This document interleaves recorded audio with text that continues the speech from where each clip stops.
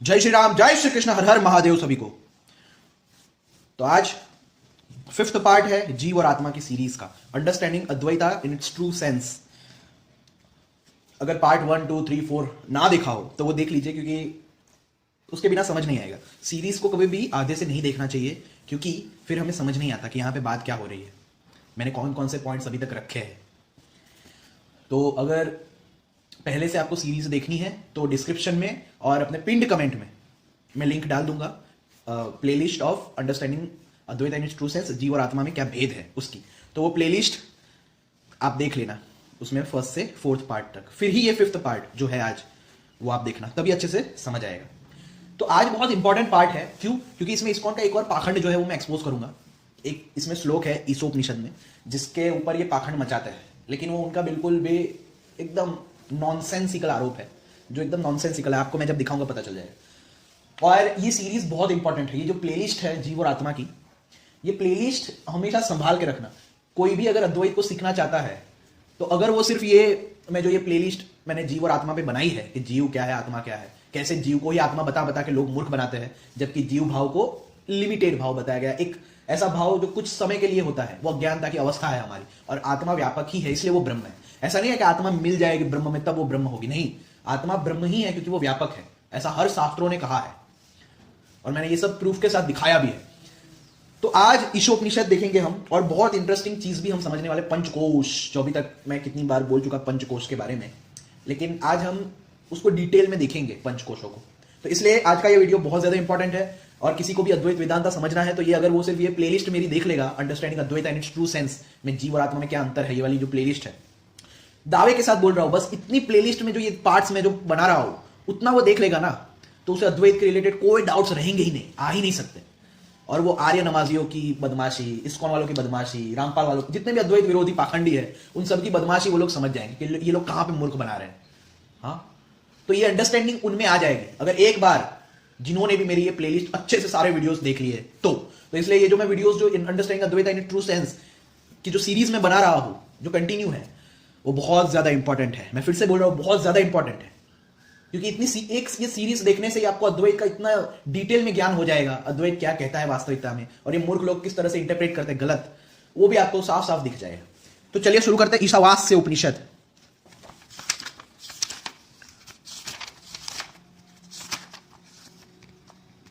हर जगह मैंने बताया आत्म तत्व की ही बातें हैं, आत्म तत्व की ही बातें हैं। ये देखो,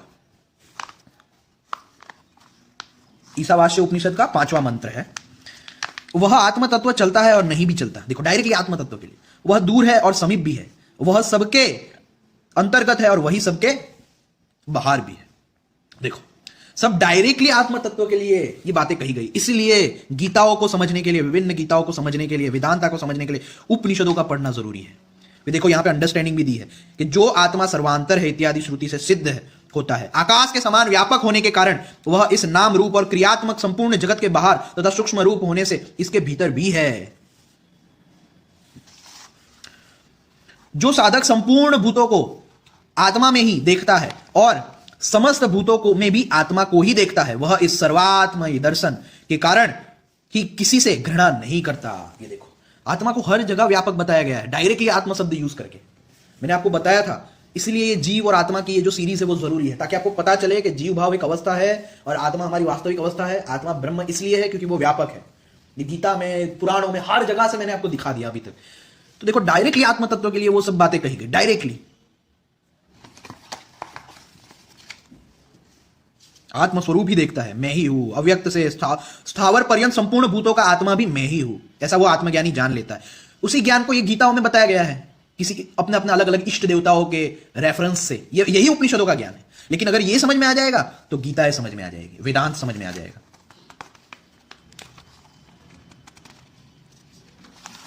जिस समय ज्ञानी पुरुष के लिए सब भूत आत्मा ही हो गए, उस समय एकत्व देखने वाले उन विद्वान को क्या शोक और क्या मोह हो सकता है। एकत्व, एकत्व, कि भाई ये देखो, हर जगह उपनिषदों में डायरेक्टली आत्म एकत्व की बात की गई कि जिस समय ज्ञानी पुरुष के लिए सब भूत आत्मा ही हो गए, यानी सारे एलिमेंट्स जितने भी है, एलिमेंट से बनी चीजें वो सब भूत में आती है, जो पंच महाभूत से बने हैं वो सभी चीजों को हम कहते हैं भूत। सब भूत आत्मा ही हो गए। उस समय एकत्व देखने वाले उस विद्वान को क्या शोक और क्या मोह हो सकता है। ये देखो अंडरस्टैंडिंग भी, परमार्थ तत्व को जानने वाले पुरुष की दृष्टि में वे ही सब भूत परमार्थ आत्म स्वरूप के दर्शन से आत्मा ही हो गए, अर्थात आत्म भाव को ही प्राप्त हो गए हैं। उस समय अथवा उस आत्मा में क्या मोह और क्या शोक रह सकता है। जो आकाश के समान आत्मा का विशुद्ध एकत्व देखने वाला है उसको नहीं होते। वह आत्मा सर्वगत, यहां पे भी देखो व्यापक, शुद्ध, अशरीरी, अक्षत, स्यानु से रहित, निर्मल, अपापहत, सर्वद्रष्टा, सर्वज्ञ, सर्वोत्कृष्ट और स्वयंभू, स्वयं ही होने वाला है। उसी ने नित्य सिद्ध संवत्सर नामक प्रजापतियों के लिए यथा योग्य रीति से अर्थों यानी कर्तव्यों का विभाग किया है। देखो डायरेक्टली आत्म तत्व के लिए जो बातें, जिसको आप सेक्टेरियन उपनिषदों से अलग अलग देवताओं का नाम सुनते हो या पुराणों में अलग अलग इष्ट देवों का नाम सुनते हो, उनका रूट ही आपको पता नहीं है। ये सब बातें आत्म तत्व के लिए है। ये सारी गीता है तब तक व्यर्थ है जब तक उपनिषदों को नहीं पढ़ोगे। पता ही कैसे चलेगा कि इन गीताओं में किस दृष्टि से बात की जा रही है। जब यही पता नहीं चलेगा तो उसको पढ़ने से मतलब क्या, क्या पता चलेगा, वो पढ़ के भी क्या लाभ है। क्योंकि जो मेन चीज है, जो मेन चाबी है, जो मेन सीक्रेट है, वही नहीं पता चलेगा जब तक उपनिषदों को नहीं पढ़ा होगा। इसलिए गीताओं को पढ़ना व्यर्थ है उपनिषदों को पढ़ने से पहले। और अगर डायरेक्टली गीताओं को पढ़ना है, भगवत गीता ये सब जो इनडायरेक्टली जो आत्म तत्व का ही वर्णन करती है, उसको डायरेक्टली समझना है तो अष्टावक्र गीता है, अवधूत गीता है, विभू गीता है। और अगर डायरेक्टली नहीं, लेकिन एक एक चीज को समझ समझ के, रूट कॉज को पकड़ के, मूल आधार जो है इन सब का, उसको जान के पढ़ना है तो उपनिषदों की ओर आना ही पड़ेगा और कोई चारा नहीं है। क्योंकि तब तक समझ में ही नहीं आया कृष्ण किस दृष्टि से बोल रहे हैं, शिव जी किस दृष्टि से बोल रहे हैं, देवी किस दृष्टि से बोल रहे हैं। तो अगर यही समझ में नहीं आया तो तुम व्यर्थ में ही पढ़ रहे हो, तुम्हारे पढ़ने का कोई लाभ ही नहीं है, क्योंकि तुम्हें समझ में ही नहीं आएगा। तो इसलिए उपनिषदों में डायरेक्टली आत्म तत्व के लिए आत्म, वो तत्व नहीं है आत्मा। मैं भले ही बोल रहा हूं आत्म तत्व, या कहीं कहीं बार बोल देते, लेकिन वो कोई तत्व नहीं है, वो तत्वातीत है। वो तत्वातीत रियलिटी है।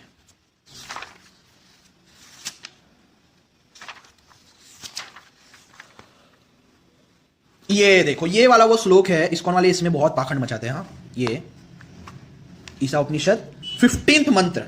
इस्कॉन वाले हमेशा ये वाला मंत्र दिखाते हैं ना, ये बताने के लिए कि देखो ब्रह्म एक ज्योति है, लाइट है, वो तेज है, सिर्फ एक लाइट है, लाइट भगवान के शरीर से निकलती हुई लाइट है। और उसमें ये वाला मंत्र भी यूज करते हैं।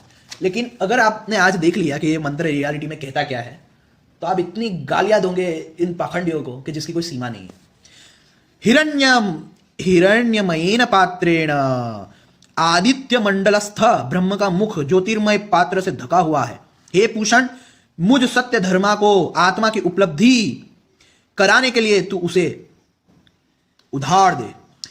ये क्यों बात की गई कि हिरण्यमय पात्रेण, यानी गोल्डन लाइट जो है उससे सत्य का, रियलिटी का मुख ढका हुआ है। इससे वो साबित करेंगे देखो ये ब्रह्म एक ज्योति है। लेकिन ये पता है किसको यहां पे स्तुति की जा रही है? सूर्य को। तो सूर्य को स्तुति की जाएगी तो सूर्य का तो तेज है ही, सूर्य में से तो रोशनी निकलती ही है, हिरण्यमयी रोशनी यानी गोल्डन कलर की लाइट निकलती ही है। और आप सर्च भी कर लेना पूषण, हाँ पूषण, ये जो कहा है पूषण, सूर्य का नाम है पूषण। पूषण जो है वो सूर्य का नाम है। तो सूर्य में से तो लाइट ही निकलेगी। उसको ये लोग ब्रह्म ज्योति के साथ जोड़ के अपना जो फालतू कॉन्सेप्ट है वो प्रूव करना चाहते हैं। लेकिन यहां पे स्तुति ही सूर्य को की जा रही है, तो सूर्य में से तो लाइट निकलती है। लेकिन यहां पे भी अद्वैत है, मैं दिखाता हूं कैसे। कि आदित्य मंडलस्थ, जो मतलब सूर्य की वास्तविक रियलिटी। इसलिए जो मैं कहता हूं कि पंचदेव उपासनाएं हैं। क्यों? क्योंकि उपनिषदों में, वेदों में आपको सूर्य की भी स्तुति मिलेगी, शिव जी की भी मिलेगी, उन सबकी ब्रह्म रूप में, परम तत्व के रूप में स्तुतियां है। देखो यहां पे सूर्य जी की स्तुति आ गई ना, सूर्य देव की। लेकिन ये जो भक्त है वो क्या बोल रहा है पता है? भक्त बोल रहा है कि जो रियलिटी है, मैं तो सूर्य का सिर्फ एक फॉर्म देख रहा हूं। हे सूर्यदेव, मैं तो आपका फॉर्म देख रहा हूं, जो वास्तविकता में वो रियलिटी नहीं है। मुझे आपकी वो रियलिटी जाननी है जो आप वास्तव में हो। तो अपनी ये जो रोशनी है, जो बाहरी दिखावा है ये माया का, वो हटाओ, ताकि मैं उस अंतर्यामी को जान सकूं जो और मैं एक ही है। मैं बताऊंगा कैसे। ये देखो, इसके बाद ही वो जो दूसरा मंत्र है, हे जगत पोषक सूर्य। देखो कहा था ना ये सूर्य की स्तुति है। तो सूर्य की स्तुति है तो उसकी तो लाइट है ही, उसको तुम ब्रह्म ज्योति के साथ कैसे जोड़ देते हो कि भाई तुम देखो ब्रह्म एक ज्योति है, ये है वो है। तो इसको वाले ये दिखाता है लेकिन जैसा मैं कहता हूं कि उनके आगे पीछे का श्लोक हम देख लेते हैं, इसको वाले जो भी रेफरेंस दिखाते हैं उसका, तो उसमें ये अद्वैत प्रूव हो जाता है। मैं हमेशा अपने वीडियो में यही प्रूव करता हूं, ये इन चीज को, कि ये ऐसा ही करते हैं ये वाले, ये लोग। तो देखो इसके बाद ही ये नेक्स्ट श्लोक है जो कोई पढ़ता नहीं है, बोलते भाई ब्रह्म ज्योति ऐसा करके बैठ जाते हैं। लेकिन उसके बाद ही ये जो दूसरा मंत्र है उसे भी तो पढ़ो, कि ये सूर्य की बात, तो सूर्य की तो रोशनी है ही, ये सूर्य की स्तुति की जा रही है, तो उसका तो गोल्डन लाइट है ही। हे जगत पोषक सूर्य, हे एकाकी गमन करने वाले, हे यम संसार का नियमन करने वाले, हे सूर्य, हे प्रजापति नंदन, तू अपनी किरणों को हटा ले, यानी अपने तेज को समेट ले। तेरा जो अतिशय कल्याणमय रूप है उसे मैं देखता हूं, यह जो आदित्य मंडलस्थ पुरुष है वह मैं हूं। यह बहुत गहरी बात है। आपको आश्चर्य होगा, बार बार उपनिषदों में सूर्य का अंतर्यामी के साथ अपना वास्तविक स्वरूप प्रूव करने की कोशिश की गई है। यह हमने तैत्तरीय उपनिषद में भी देखा था, मैं फिर से रिवाइज करा दूंगा, लेकिन यह बहुत इंपॉर्टेंट चीज है। अब देखो इस्कॉन वाले इस श्लोक को दिखाते ब्रह्म ज्योति बताते हैं, लेकिन ये पहली बात तो ये सूर्य के लिए है, तो सूर्य की तो किरणें होती ही है गोल्डन कलर की।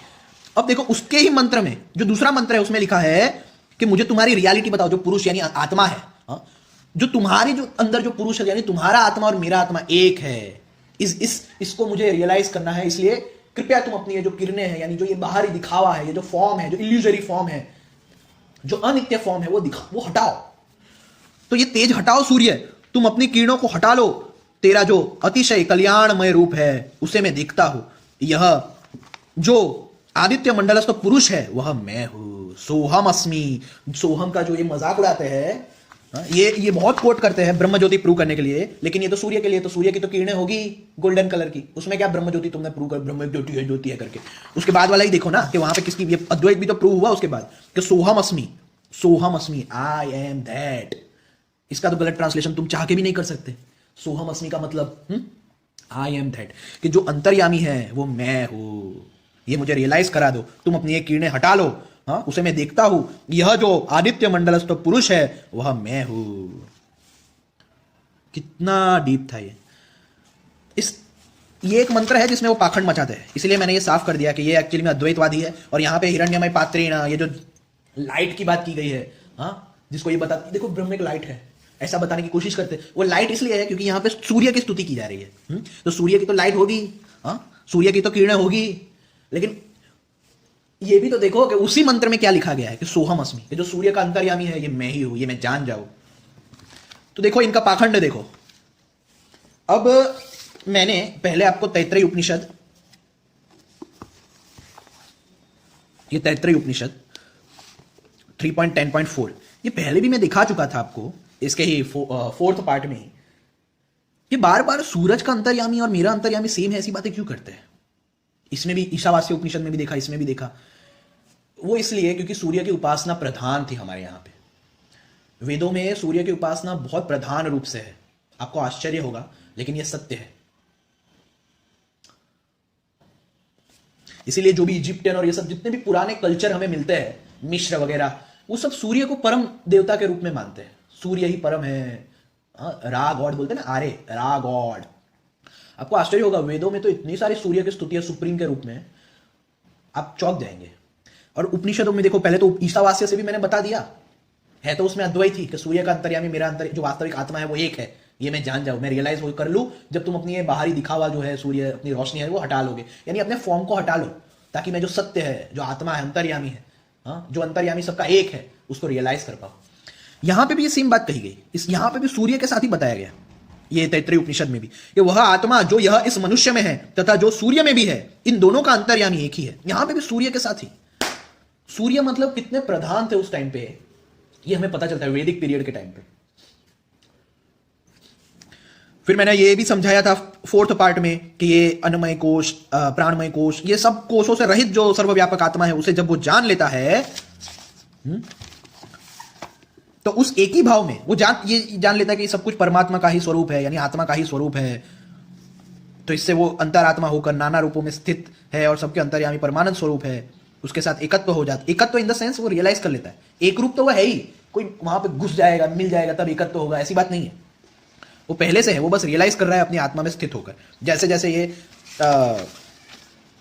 अन्नमय कोश, प्राणमय कोश, इन सबसे परे जाएगा, वैसे वैसे फिर उसको वही रियलाइज होगा जो गीताओं में कृष्ण और बाकी सब बोल रहे थे कि अरे ये सब तो मैं ही हूँ, ये सब मैं ही हूँ, मैं ही ये सब हूँ, मैं ही रक्षा करने वाला, मैं ही अन्न स्वरूप होकर मैं ही ये हूँ वो हूँ। ब्रह्म विद्या समाप्त हुई।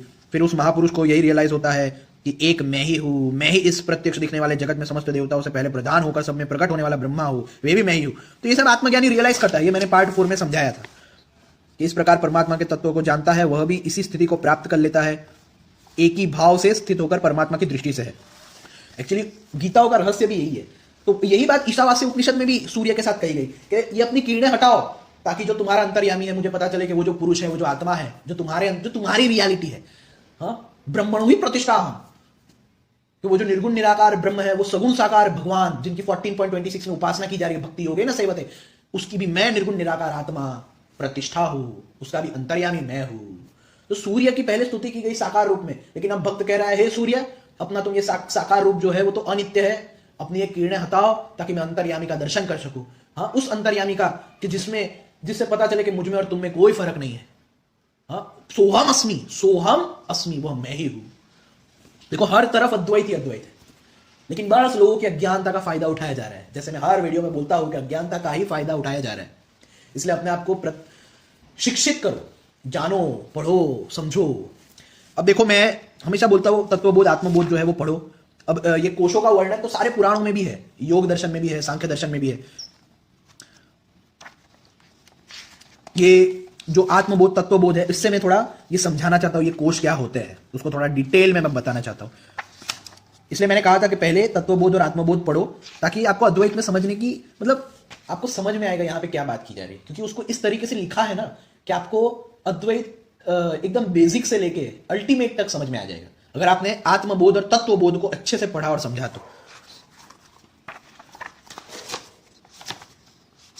तो 50 ये देखो तत्वबोध। आत्मा किसे कहते हैं? स्थूल सूक्ष्म तथा कारण शरीर से भिन्न पंचकोशातीत, यानी ये पंचकोशों से परे है, अवस्था त्रय का साक्षी होकर जो रहता है, जो सभी का दृष्टा है, वही आत्मा है।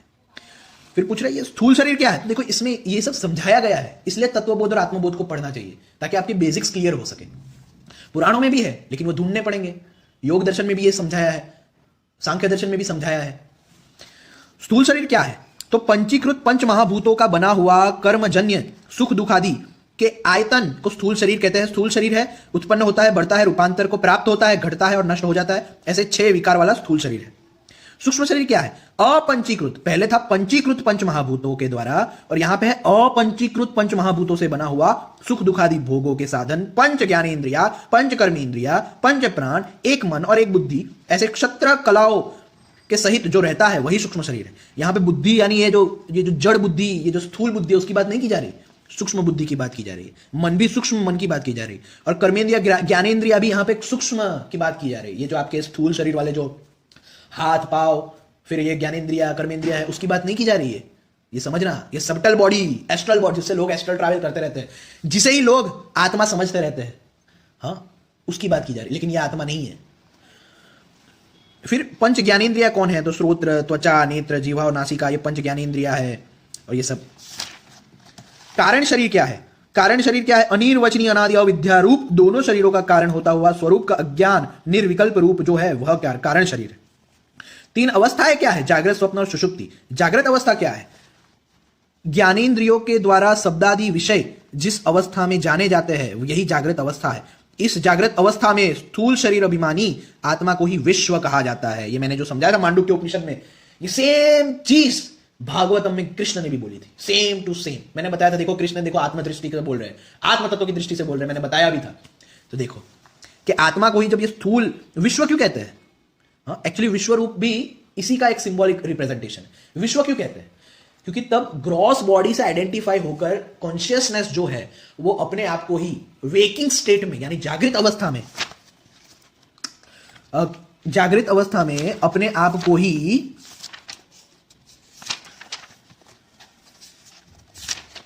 विश्व के रूप में, यानी ये जो स्थूल जगत के रूप में कॉन्शियसनेस अपने आप को एक्सपीरियंस कर रहा है, ये जो स्थूल जगत जो आप देख रहे हो ना, वो स्थूल शरीर से आइडेंटिफाई होने के कारण कॉन्शियसनेस ही अपने आप को इस विश्व के रूप में अनुभव कर रहा है। और यही विश्व रूप का भी सिंबॉलिक मीनिंग है। Consciousness experiencing its own self as this whole विश्व, whole existence, gross existence, by identifying itself as this gross body in waking state. फिर स्वप्न अवस्था क्या है? जागृत अवस्था में देखे गए, सुने गए तत्जनित वासना से निद्रा के समय जो प्रपंच प्रतीत होता है वही स्वप्न अवस्था है। इस अवस्था में सूक्ष्म शरीर अभिमानी आत्मा को ही तेजस कहा जाता है। स्वप्न अवस्था में कॉन्शियसनेस अपने आप को ही स्वप्न जगत के रूप में एक्सपीरियंस करता है। स्वप्न में जो भी चीजें बनी है वो क्या कोई बाहर से आई है, या वो कॉन्शियसनेस ही एक तरह से स्वप्न की चीजें बन गई है। स्वप्न के जो लोग हैं, स्वप्न में जो जो जगत दिखते हैं, जो जो ऑब्जेक्ट्स दिखते हैं, वो एक ही कॉन्शियसनेस बन गई है। तो ये स्वप्न के दृष्टांत से तो आपको समझ में आ गया, हाँ यार बाहर से तो कोई चीज नहीं आई, ये कॉन्शियसनेस ही स्वयं स्वप्न जगत के रूप में मुझे एक्सपीरियंस करा रही है चीजों को। यही चीज जब जागृत में भी आपको समझ में आ जाएगी ना, तब समझ लेना आपको आत्मज्ञान हो गया कि कॉन्शियसनेस यानी जो मेरा वास्तविक स्वरूप है, जो चैतन्य है, वो स्वयं जब ये स्थूल शरीर के साथ आइडेंटिफाई करता है तो ये चैतन्य ही अपने आप को ये स्थूल जगत के रूप में, विश्व के रूप में एक्सपीरियंस कर रहा है। एक चैतन्य ही अपने आप को विश्व के रूप में एक्सपीरियंस कर रहा है। जैसे एक चैतन्य ही अपने आप को ही ये स्वप्न जगत का रूप बना लेता है और स्वप्न जगत में आपको एक्सपीरियंस कराता है और करता भी है, और फिर भी स्वयं तो आप दृष्टा हो। वैसे ही ये चैतन्य ही ये स्थूल जगत भी बना है। ये कॉन्शियसनेस ही अपने आप को ये स्थूल जगत के रूप में एक्सपीरियंस कर रहा है और उसमें ही ये अलग अलग विभिन्न रूप धारण करके लीलाएं कर रहा है, लेकिन वास्तविकता में फिर भी स्वयं साक्षी है। ये बहुत डीप बात है, लेकिन यही अंतिम सत्य है। सुषुप्ति अवस्था क्या है? मैं कौन हूं इतना भी नहीं जानता, ऐसा सुखपूर्वक निद्रा का अनुभव जहां होता है वही सुषुप्ति अवस्था है। उस अवस्था में कारण शरीर अभिमानी आत्मा को ही प्राज्ञ कहा जाता है। तो देखो, जागृत अवस्था में हम अपने आप को स्थूल शरीर से आइडेंटिफाई रखते हैं। स्वप्न शरीर में या एस्ट्रल ट्रैवल भी अगर हम करेंगे तो हम अपने आप को सूक्ष्म शरीर से आइडेंटिफाई रखते हैं। फिर डीप स्लीप में हम अपने आप को कारण शरीर से आइडेंटिफाई रखते हैं। फिर पंचकोश क्या है? जो अभी हमने देखा, अन्नमय कोश, प्राणमय कोश, मनोमय कोश, विज्ञानमय कोश तथा आनंदमय कोश, ये पंचकोश है। कोश अर्थात म्यान। अन्नमय कोश क्या है?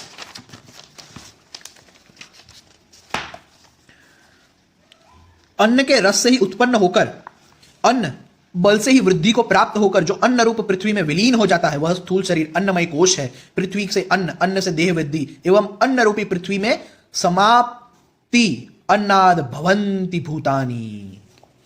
क्योंकि ये अन्न से बना है ना ये शरीर, ये स्थूल शरीर जो है हमारा, ये जो ग्रॉस बॉडी है वो अन्नमय कोश है, क्योंकि ये अन्न से ही चलती है। तो प्राणमय कोश क्या है? प्राण, अपान, समान, उदान और व्यान, ये पंच प्राण और वागादि पंच कर्मेंद्रिया, इन दोनों को प्राणमय कोश कहते हैं। मनोमय कोश क्या है?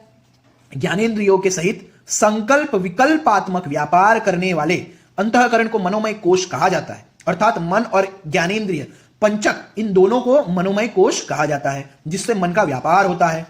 विज्ञानमय कोश क्या है? अंतःकरण की निश्चयात्मिकता, वृत्ति, बुद्धि और 5 ज्ञानेंद्रिया दोनों मिलकर जो बनता है वह विज्ञानमय कोश है। आनंदमय कोश क्या है?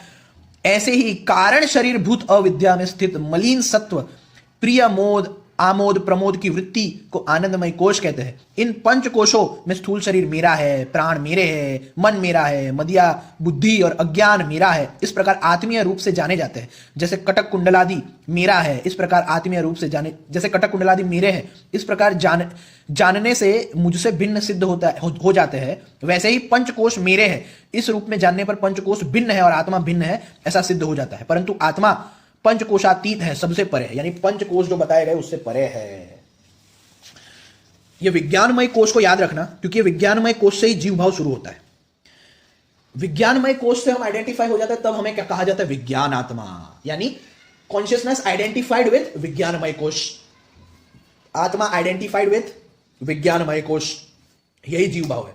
मैं क्यों बता रहा हूं कि इसे याद रखना? क्योंकि जो 2 पक्षियों वाला श्लोक है वो समझने में यही काम में आएगा, यही हेल्पफुल होगा। और जो हमने अभी तैतरीय उपनिषद में देखा कि वो जो अद्वैत अवस्था है वो कोई पंचकोशों की दृष्टि से नहीं है। जब तक हम लोग पंचकोश से आइडेंटिफाई होंगे तब तक हम समझ ही नहीं सकते कि कैसे हम सब एक है, कैसे आत्मा के रूप से सब एक है, आत्मा व्यापक है, वो पंचकोशों से परे है, वो शरीर से रहित है। जब तक ये पंचकोशों को ही नहीं समझा होगा। और अन्नमय कोश इक्वल्स टू स्थूल शरीर। सूक्ष्म शरीर किसे कहते हैं? तो प्राणमय कोश प्लस मनोमय कोश प्लस विज्ञानमय कोश, ये तीनों मिलकर सूक्ष्म शरीर क्रिएट होता है, जिसको अक्सर लोग आत्मा आत्मा कहकर चिल्लाते हैं। वास्तविकता में वो आत्मा नहीं है, वो जीव अवस्था है। अणु अवस्था है, हमारी अज्ञान की अवस्था है, और उसे ही विज्ञान आत्मा भी कितनी बार कहा जाता है कि विज्ञानमय कोश से जो आइडेंटिफाइड है, ऐसा जो जीव भाव में अवस्थित है, ऐसा वाला जो आइडेंटिफाइड आत्मा की बात की जाती है। हालांकि आत्मा की अवस्थाएं नहीं है, वो मन की अवस्था है, ये भी याद रखना। आत्मा तो अभी भी साक्षी ही है और परे ही है इन सबसे। हाँ, तो आनंदमय कोश वो कारण शरीर की अवस्था है। आत्मा क्या है? आत्मा सच्चिदानंद स्वरूप है, सत है, चित है, आनंद है। सत क्या है? तीनों कालों में जो जो हो वह सत है। तो ये हम क्यों कहते हैं कि जगत ना सत है ना असत है? क्योंकि हर जगह वेदों में, शास्त्रों में, इवन गीता में भी कहा गया है कि सत उसे ही कहा जा सकता है जो तीनों कालों में रहे और एक समान रहे। तो ये जगत तीनों कालों में नहीं रहता और एक समान भी नहीं रहता, बदलता रहता है। तो इस कारण ये सत नहीं है। और हम कहते हैं असत भी नहीं है। क्यों? क्योंकि है तो सही, भले ही सत नहीं है लेकिन है तो सही, इसका अस्तित्व तो है, इसलिए ये असत भी नहीं है। चित्त क्या है? ज्ञान स्वरूप चित्त है। आनंद क्या है? आनंद सुख स्वरूप है। इस प्रकार सच्चिदानंद स्वरूप अपने आत्मा को जाने। आत्मा पंचकोशों से परे है, अतीत है। फिर देखो 24 तत्वों की उत्पत्ति भी बतलाई गई है, देखो। तो इसलिए ये सब बेसिक्स हमारे क्लियर हो जाएंगे अगर आपने तत्वबोध आत्मबोध को पढ़ा तो। अब आत्मबोध पे थोड़ा आते हैं।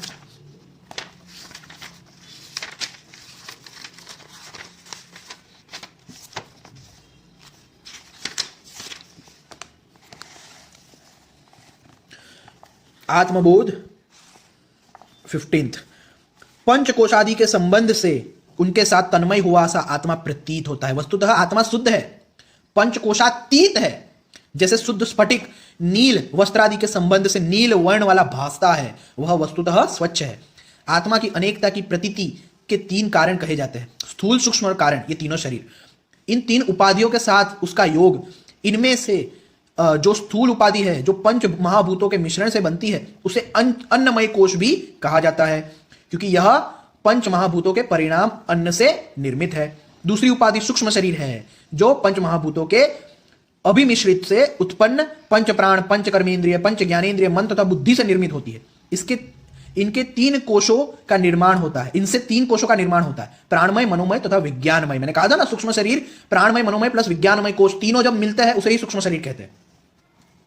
फिर यह कोश त्रय मिलकर सूक्ष्म शरीर बनता है। तीसरी उपाधि अविद्या से निर्मित कारण शरीर को आनंदमय कोश कहते हैं। इस प्रकार तीनों उपाधियों से पंचकोशों का निर्माण होता है। जैसे घर में बैठकर मनुष्य घर के साथ अपना तादात्म्य अनुभव करता है, अथवा जैसे शुद्ध स्फटिक रक्त नील वर्णों के संपर्क से रक्त और नील प्रतीत होता है, यद्यपि वह स्वयं वैसा होता नहीं है। ठीक उसी प्रकार आत्मा शुद्ध होते हुए भी इन पंचकोशों के संपर्क से मैं अज्ञानी हूं, मैं जड़ हूं, मैं कृश हूं, मैं स्थूल हूं, मैं अमुक हूं, मैं अमुक नहीं हूं, इस प्रकार विपरीत की अनुभव करने लगता है। जैसे त्रिषादि से टंडूल युक्त होता है, वैसे ही त्रिषा स्थानीय पंचकोशों से युक्त आत्मा है। युक्ति रूप अवघात से पंचकोशात्मक त्रिषा को पृथक करके टंडूल की भांति शुद्ध आत्मा को जानना चाहिए। तो ये सारी अंडरस्टैंडिंग आत्मबोध तत्वबोध में दी गई है। तो इससे क्या होगा? आपको अद्वैत समझने में आसानी होगी। देखो, सर्वदा सदा सर्वव्यापक होता हुआ भी आत्मा सर्वत्र नहीं भासता, किंतु स्वच्छ दर्पण में प्रतिबिंबित की भांति बुद्धि में ही आत्मा भाषित होता है। आत्मा को व्यापक माना गया है, परंतु यदि वह व्यापक है तो आकाश के समान सर्वत्र उसका प्रकाश होना चाहिए, लेकिन ऐसा नहीं होता। व्यापक होते हुए भी आत्मा केवल बुद्धि में ही प्रकाशित होता है। जैसे दर्पण ही किसी वस्तु को प्रतिबिंबित करने में समर्थ है, दर्पण से पृथक काष्ठ, लोष्ठ आदि में प्रतिबिंबित करने की सामर्थ्य नहीं होती। इसी बात को भवभूति ने भी इस प्रकार लिखा है।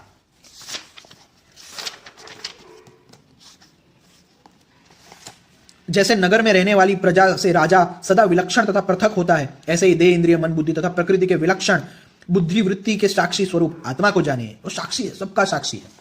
जिस प्रकार सूर्य के प्रकाश का आश्रय लेकर मनुष्य अपनी क्रिया में प्रवृत्त होते हैं, वैसे ही चैतन्य आत्मा का आश्रय लेकर शरीर, इंद्रिया, मन और बुद्धि अपने अपने व्यापार में प्रवृत्त होते हैं। इन सब पे आश्रित है, आत्मशक्ति से ये सब काम कर रहे हैं, जो भी चीज है। तो हर जगह डायरेक्टली आत्म तत्व के लिए जो बातें कही गई है, वही फिर विभिन्न जगह अपने अपने इष्ट देवताओं के नाम देकर समझाई गई है, ताकि जो भक्त है वो इष्ट देवताओं के थ्रू इसी आत्मज्ञान तक पहुंचे, आत्म अवस्था तक पहुंचे, अपने स्वरूप में स्थित हो जाए। ये हमें समझना चाहिए। तो आज हमने बहुत ही इंपॉर्टेंट चीजें जानी है जो बहुत जरूरी है, और आपको मैंने बताया कि आत्मबोध, तत्वबोध और ये सब को आपको पढ़ना चाहिए, ताकि आपको अद्वैत को बेसिक से लेके समझने में आसानी रहे। नहीं तो ये सब बातें पुराणों में भी है, लेकिन वो ढूंढनी पड़ेगी आपको। योग दर्शन में भी है, लेकिन ढूंढना पड़ेगा। लेकिन आत्मबोध, तत्वबोध, अपरोक्षानुभूति, ये सब ऐसी इंट्रोडक्टरी बुक्स लिखी गई है आदि शंकराचार्य के द्वारा, जिसमें उन्होंने उपनिषदों के ज्ञान में, मतलब उपनिषदों में, वेदांत में जो जो समझाया गया है उसको सरल भाषा में बेसिक से लेके, यानी बिगिनिंग से लेके एंड तक उन्होंने सब कुछ समझा दिया है, कवर कर दिया है, ताकि व्यक्ति को मतलब डायरेक्टली जो पढ़ के वो कंफ्यूज हो जाए, तो उसे कितने टर्म्स समझ में नहीं आते कि आनंदमय कोश क्या है, विज्ञानमय कोश क्या है, मनोमय कोश, ये सब क्या लिखा गया है। उसने बेसिक्स को नहीं समझा होगा तो उसे समझ ही नहीं आएगा। तो इसलिए ये इंट्रोडक्टरी बुक स्पेशली आदि शंकराचार्य ने लिखी थी, ताकि जो उपनिषदों का ज्ञान है उसको अच्छे से समझ में आ जाए। जो उपनिषदों में जो टर्म्स यूज किए गए हैं, इस्तेमाल किए गए हैं, वो उसके दिमाग में फिट बैठ जाए, उसे समझ में आ जाए। तो बस इसी के साथ ये 5वां पार्ट हम खत्म करते हैं। और भी पार्ट्स आएंगे इसके जो कि इंपॉर्टेंट है। तो आपने ये सिर्फ जीव और आत्मा का तो रह नहीं गया, मैंने बता दिया कि ये एक्चुअली उपनिषदों की ही अंडरस्टैंडिंग इसमें कवर हो गई, सारे के सारे उपनिषदों की। और भी आएंगे उपनिषद, बहुत है, बहुत सारी बातें दिखानी है अभी। तो ये सीरीज अगर किसी को भी अद्वैत को समझना है, या जो ब्रेन वॉश हो गए इस्कॉन के द्वारा या किसी के भी द्वारा, उनको समझ में नहीं आता, क्योंकि उन्हें यही नहीं पता जीव भाव किसे कहते हैं और वास्तविक स्वरूप किसे कहते हैं। जिनको इतना ही ज्ञान नहीं है, जिनको पंचकोशों का ज्ञान नहीं है, 3 शरीरों का ज्ञान नहीं है, वो लोग क्या समझेंगे अद्वैत को। उन्हें तो योग दर्शन भी समझ नहीं आएगा, क्योंकि योग दर्शन में भी पंचकोशों की बात की गई है, योग दर्शन में भी ये 3 शरीरों की बात की गई है, इवन सांख्य दर्शन में भी कही गई है, पुराणों में तो भरी पड़ी है ये बातें, गीताओं में भी भरी पड़ी है ये बातें। लेकिन लोग पढ़े तब ना, लोगों में बुद्धि कहां बची है अब। तो जय श्री राम, जय श्री कृष्ण, हर हर महादेव।